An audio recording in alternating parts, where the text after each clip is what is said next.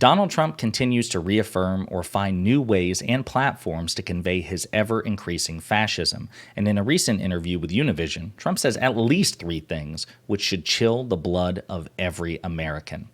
But before we unpack all that, if you haven't yet, please hit that like, subscribe, and the alert bell. All right, so I have some clips to play, but I do write about this on Luke Beasley's website, lukebeasleyshow.com/news. This interview with Univision has some wild things said by Trump. And I also feel like I have to include this disclaimer anytime I talk about Trump, which is I know most of you watching know that Trump's crazy and bad for America. But I also feel like certainly Trump supporters, but even Trump critics have baked a lot of this into the price of dealing with Trump. We have normalized it to some extent. When Trump does and says things, we're usually not scandalized or surprised anymore. And it's dangerous, right? We should treat everything that comes out of this man's mouth with the gravity that it deserves, especially because he may very well win the 2024 election. He could be the most powerful man on earth for at least another 4 years. And I say at least another 4 because that is very relevant to this particular clip from the Univision interview. So we're going to play this clip. It's about a minute long, and we'll unpack it together. You say they've weaponized the Justice Department, they weaponized the FBI. Would you do the same if you're reelected? Well, he's unleashed something that we've all known about this for 100 years. We've watched other countries do it. And in some cases effective, and in other cases the country's overthrown or it's been totally ineffective. But we've watched this for a long time, and it's not unique, but it's unique for the United States. Yeah, if they do this, they've already done it. But if they want to follow through on this, it could certainly happen in reverse. It could certainly happen in reverse. What they've done is they've released the genie out of the box. You understand that? They've done something that nobody thought would happen. They've taken a president who was very popular. I got 75 million votes, much more than that, I believe. Mm-hmm.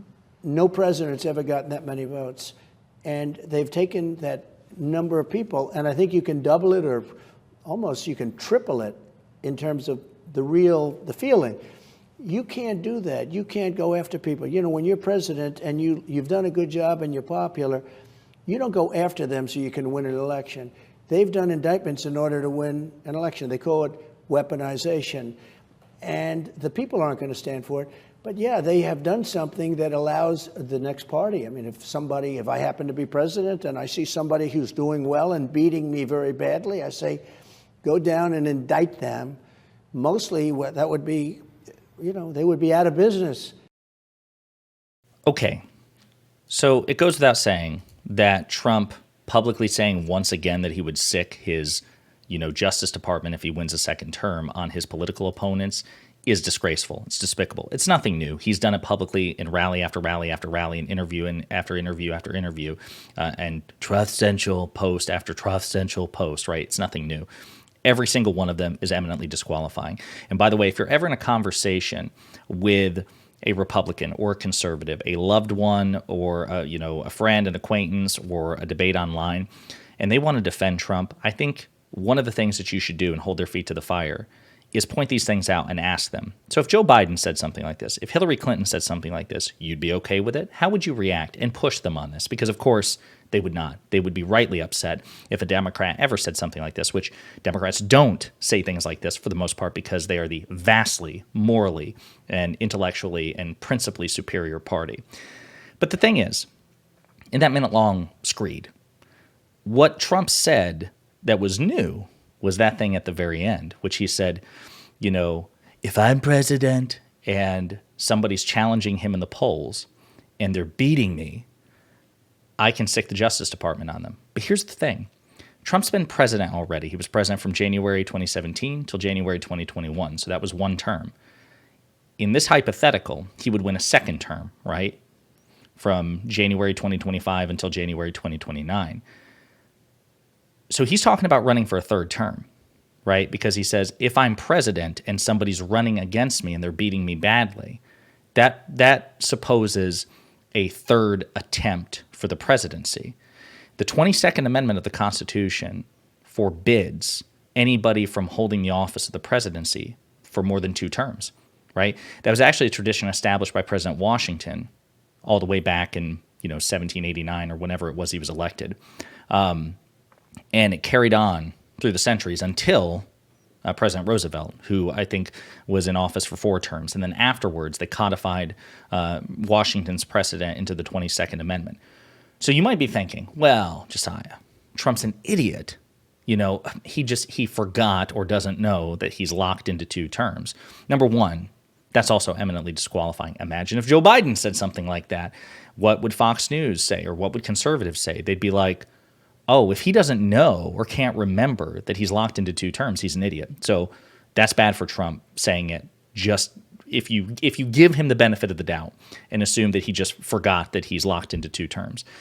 But why should we give him the benefit of the doubt? Given what Trump has talked about, what he has schemed to do with respect to Project 2025, which we've talked about in previous videos as well.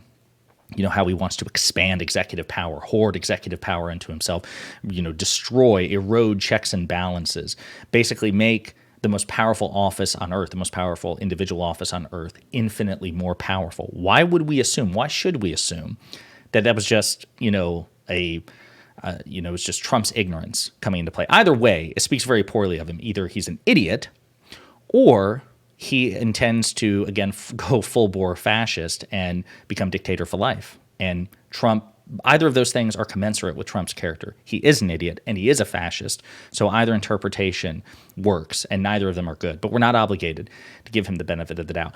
The last thing I want to say is also from this interview, in which Trump also kind of forecasts what will happen if he wins re-election with respect to the judiciary. Appointed 3, that's a lot. You have presidents that were there for a long time that didn't get 3. That's a lot. And it is interesting that if I should win again, you have a lot of potential justices because, if you go by age and if you go by other things, you could have a couple of more. But I had 3. I was very lucky in that sense. I had 3. And young people, it's very interesting. I had some people that were older and very good, but they said, no, we want young because they'll be there for a long time. Okay, so he's talking about appointing 3 more Supreme Court justices. It may be more, it may be less, but the bottom line is Trump has already appointed 3 radical right-wing Supreme Court justices. The current iteration of the Supreme Court has a 6-3 regressively conservative supermajority, and they're there for life, barring successful impeachment and conviction, which I feel like you're more likely to successfully impeach and convict a president than a Supreme Court justice. But Justice Alito and Clarence Thomas, they're on up there, and I would not be surprised at all that if Trump wins, that those 2 would not opt for a strategic retirement so he could either maintain that regressively conservative supermajority on the court or majority on the court, or even potentially expand it, because Justice Kagan and Sotomayor, they're not exactly young either. Justice Jackson, appointed by President Biden, she's in her, I think, early 50s, so she's barring some sort of cosmic accident, she's going to be there for a few decades. But folks, this is dangerous, right? The Trump-appointed Supreme Court has totally screwed the progressive agenda, the Biden administration and Democrats just in general, for the past several years, right? Now, I also want to throw this out here. Now, people criticize me a lot. Josiah, you don't criticize the left from the left, and that's true. I don't, very, very rarely. Not because the left is perfect, but because I believe that an honest person, focuses on a greater problem than hyper-focusing on a smaller problem, okay? So the right is infinitely worse in the United States than the left, and wields considerably greater power to affect their craziness and inflict their craziness on the rest of us. But I do want to bring up this legendary tweet from Brianna Joy Gray, who's an accelerationist radical. She said this back in February 2017 after Donald Trump was inaugurated. You guys are 100% wrong regarding the importance of the Supreme Court in support for Hillary Rodham Clinton. Now, she was dead wrong on that, because then Trump appointed Gorsuch, Trump appointed Kavanaugh, and then Trump appointed Amy Coney Barrett, okay? Whatever you think about President Biden or the Democratic Party in general, whoever the Democratic nominee is, it will presumably be President Biden, but let's assume it's not.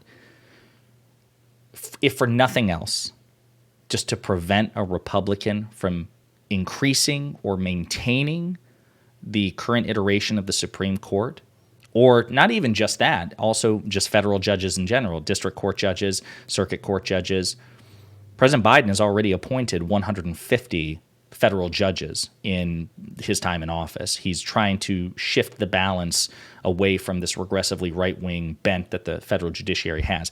The bottom line is, if you want to protect the judiciary or, swing the balance of the judiciary back to the saner left away from the radical right, you are obligated morally, in my opinion, to vote for whoever the hell the Democratic nominee is in 2024, if for nothing else. So, with all this in mind, we're heading into a really exciting election season, very dangerous. The stakes are incredibly high. You let me know what you think in the comments about Trump threatening to sick the DOJ on his enemies, Trump suggesting that he would run for a third, fourth, or fifth term until he dies, and then Trump's ominous warnings regarding the Supreme Court and the federal judiciary. Let me know what you think in the comments.